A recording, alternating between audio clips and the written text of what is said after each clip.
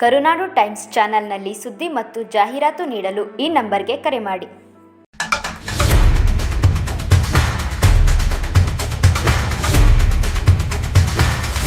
Hemavathi trial run ಶುರು ಆಗಿದೆ. ಇದರ ಕೀರ್ತಿ ಕಾಂಗ್ರೆಸ್ ಸರ್ಕಾರಕ್ಕೆ ಸಲ್ಲಬೇಕು.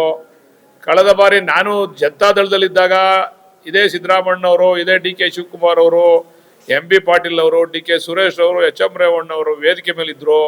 ಅವಾಗೇ ನಾನು ಹೇಳಿದ್ದೆ, ನೀವೇನಾದರೂ ನೀರು ಬಿಡದೆ ಹೋದ್ರೆ ಜನ ನಿಮಗೆ ನೀರು ಬಿಡ್ತಾರೆ ಅಂತ. ಈಗ ನೀರು ಬಿಟ್ಟಿದ್ದಾರೆ ಕಾಂಗ್ರೆಸ್ ಸರ್ಕಾರ.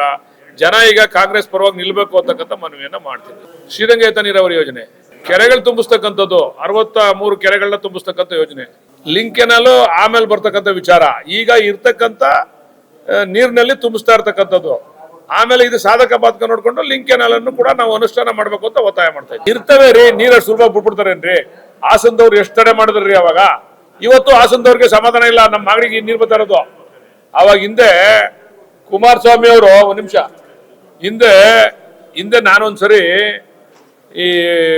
ನಾನು ಕುಮಾರಸ್ವಾಮಿ ಅವರು ಸಮ್ಮಿಶ್ರ ಸರ್ಕಾರ ಅವ್ರ ಮುಖ್ಯಮಂತ್ರಿ ಆಗಿದ್ದಾಗ ನೀರಾವರಿ ಅಂತಕ್ಕಂಥ ಒಬ್ರು ಸೆಕ್ರೆಟರಿ ಇದ್ರು. ನೀರಾವರಿ ಇಲಾಖೆಗೆ ನೀರಾವರಿ ಅಂತಕ್ಕಂಥ ಸೆಕ್ರೆಟರಿ ಇದ್ರು. ಅವ್ರನ್ನ ನಾವು ಮೀಟಿಂಗ್ ಕರೆಸಿ ದೇವೇಗೌಡರ ಹತ್ರ ಕುಮಾರಸ್ವಾಮಿ ಅವ್ರ ಹತ್ರ ಕರೆಸಿದಾಗ ಅಲ್ಲಿ ನೀರಾವರಿ ಅಂತಕ್ಕಂಥ ಆ ಸೆಕ್ರೆಟರಿ ಏನ್ ಹೇಳಿಕೆ ಕೊಟ್ಟರು ಅಂದ್ರೆ, ಯಾವುದೇ ಕಾರಣಕ್ಕೆ ಹೇಮಾವತಿ ನೀರು ಮಾಗಡಿಗೆ ಬರಲ್ಲ, ಅದ್ರ ಬಗ್ಗೆ ಆಲೋಚನೆ ಮಾಡಬೇಡಿ ಅಂದ್ರು. ನನ್ನ ಜೊತೆಗೆ ಕುಣಗುಲ್ ಶಾಸಕರು, ಅವತ್ತಿನ ಶಾಸಕರಾದಂಥ ನಿಂಗಯ್ಯನವರು ಇದ್ರು. ನಿಂಗಪ್ಪನವರು ನಾನಿಬ್ರು ಸೇರಿಸಿ ಆ ಸಭೆ ಕರೆಸಿದ್ದು. ನಿಂಗಪ್ಪನವ್ರಿಗೂ ಹೇಳ್ಬಿಟ್ರು ಬರಲ್ಲ ಅಂತ. ಆಮೇಲೆ ಬಿಜೆಪಿ ಸರ್ಕಾರ ಬಂತು.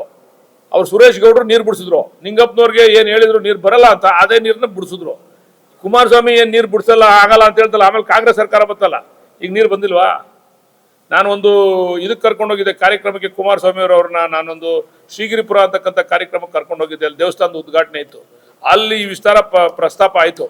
ಇದು ಹೇಮಾವತಿ ನೀರು ತರಬೇಕು ಅಂತ ಅಂದಾಗ ಅದೊಂದು ಬೋಗಸ್ ಸ್ಕೀಮು ಅಂದ್ರು ಕುಮಾರಸ್ವಾಮಿ ಅವರು. ಇದು ಬೋಗಸ್ ಸ್ಕೀಮು, ಬರೀ ಪೈಪ್ಗೋಸ್ಕರ ದುಡ್ಡು ಹೊಡೆಯೋಸ್ಕರ ಮಾಡ್ಕೊಂಡವ್ರೆ, ಯಾವುದೇ ಕಾರಣಕ್ಕೆ ನೀರು ಬಲ್ಲ ಅಂತ ಅಂದ್ರು ಅವತ್ತು ಕುಮಾರಸ್ವಾಮಿ ಅವರು. ಆಮೇಲೆ ದೇವೇಗೌಡರು ಒಂದ್ಸರಿ ನಮ್ಮ ರಂಗನಾಥ ಸ್ವಾಮಿ ದೇವಸ್ಥಾನಕ್ಕೆ ಬಂದಿದ್ರು ತೇರ್ಗೆ. ಅವತ್ತು ನಿಮ್ಮ ಮಾಧ್ಯಮ ಸ್ನೇಹಿತರು ಕೇಳಿದ್ರು, ಏನ್ ಸ್ವಾಮಿ ಹೇಮಾವತಿ ಅಂತಂದ್ರೆ, ಹೇಮಾವತಿ ಯಾವುದೇ ಕಾರಣಕ್ಕೂ ಮಾಗಡಿಗೆ ಬರಲ್ಲ ಅಂದ್ರು ದೇವೇಗೌಡರು. ಇದು ಕಾಂಗ್ರೆಸ್ ಪಕ್ಷದ ಡಿ ಕೆ ಶಿವಕುಮಾರ್ ಅವರ, ಡಿ ಕೆ ಸುರೇಶ್ ಅವರ ಇಚ್ಛಾಶಕ್ತಿಯ ಪ್ರದರ್ಶನ. ಬರೀ ಮಾಗಡಿ ಕ್ಷೇತ್ರಕ್ಕಲ್ಲ, ಇಡೀ ಜಿಲ್ಲೆಗೆ ನೀರಾವರಿ ಮಾಡ್ತಾವ್ರೆ. ಬರೀ ಮಾಗಡಿ ಕ್ಷೇತ್ರಕ್ಕೆ ಒಂದಕ್ಕೆ ಮಾಡ್ತಾ ಇಲ್ಲ ನೀರಾವರಿನ, ಇಡೀ ಜಿಲ್ಲೆಗೆ ಮಾಡ್ತಾವ್ರೆ. ಪಾಪ ಇನ್ನೂ ನಮ್ಮ ಜನ ದೇವೇಗೌಡರನ್ನ, ಕುಮಾರಸ್ವಾಮಿನ ನಂಬ್ಕೊಂಡು ಕೂತ್ಕೊಂಡ್ರೆ ನಾವ್ ಇನ್ನೇನು ಮಾಡಕ್ಕಾಗಲ್ಲ. ನಿನ್ನೆ ಒಂದು ಇದನ್ನ ನೋಡಿದೆ, ಕಾಲಿಂಗ್ ಅಟೆನ್ಷನ್. ಇದರಲ್ಲಿ 100 ಎಕರೆ ಜಾಗ ಕೊಡಿ ನಮಗೆ, ಇದರಲ್ಲಿ ಮಂಡ್ಯದಲ್ಲಿ ನಾವು ಬೃಹತ್ ಕೈಗಾರಿಕೆ ಮಾಡ್ತೀವಿ ಅಂತೇಳಿ. ಕುಮಾರಸ್ವಾಮಿ ಅವ್ರು ಮನ್ಸು ಮಾಡಿದ್ರೆ ಅವ್ರ ಸ್ವಂತ ದುಡ್ಡಲ್ಲೇ 100 ಎಕರೆ ತಗೊಂಡು ಮಾಡ್ಕೊಡ್ಬೋದು. ಅವ್ರು ಋಣ ತೀರ್ಸಕ್ಕಾಗಲ್ಲ, ರೈತರ ಜನ ಓಟಕ್ಕವ್ರಲ್ಲ. ಆ ಋಣ ತೀರ್ಸ್ಬೇಕು ಅಂತಂದ್ರೆ 100 ಎಕರೆ ಪರ್ಚೇಸ್ ಮಾಡಿ ಸ್ವಂತ. ಅಲ್ಲಿ ಏನ್ ನನಗೆ ಗೊತ್ತಿರಂಗೆ ಒಂದು 15 ಲಕ್ಷ 20 ಲಕ್ಷಕ್ಕೆಲ್ಲ 1 ಎಕರೆ ಸಿಗ್ತದೆ. 100 ಎಕರೆಗೆ ಏನು ಇದಾಗಲ್ಲ. ನಾವು ಅವ್ರು ಮಾಡ್ತೀವಿ ಅಂತ ಏನಾರ ಮಾತು ಕೊಟ್ರೆ ನಾವೆಲ್ಲ ರೈತರು, ನಾವೆಲ್ಲ ಭಿಕ್ಷೆ ಎತ್ಬಿಟ್ಟು ನಾವೇ 100 ಎಕರೆ ಜಾಗನ ಪರ್ಚೇಸ್ ಮಾಡ್ಕೊಡ್ತೀವಿ ಕುಮಾರಸ್ವಾಮಿ ಅವ್ರಿಗೆ. ಬರೀ ಈ ತರ ಡವ್ ರಾಜಕಾರಣ, ಸುಳ್ಳು ಹೇಳೋ ರಾಜಕಾರಣ ಇವೆಲ್ಲ ಬಿಡಬೇಕು.